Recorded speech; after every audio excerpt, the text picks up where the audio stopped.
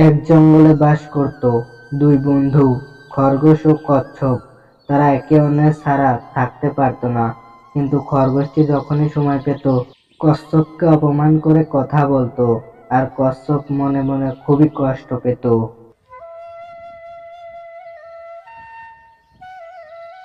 এরপর তারা একটা সীমানা নির্ধারণ করে দৌড় প্রতিযোগিতার আয়োজন করলো।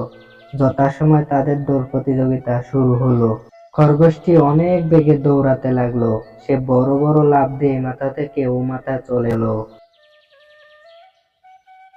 শেষ পর্যায়ে খরগোশটি ভাবলো, আমি তো অনেক দূর চলে এসেছি, এখন একটু বিশ্রাম করা যায়। খরগোশটি এটা ভেবে গাছের নিচে আরামে বিশ্রাম নিতে থাকে। এদিকে কচ্ছপটি ধীর গতিতে হাঁটতে শুরু করলো, কোথাও বিশ্রাম না নিয়ে।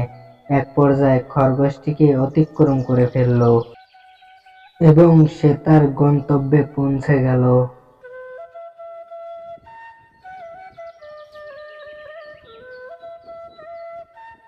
এদিকে খরগোশটি যখন হুঁশ ফিরল, সে গিয়ে দেখলো যে কচ্ছপটি সেখানে পৌঁছে গেছে।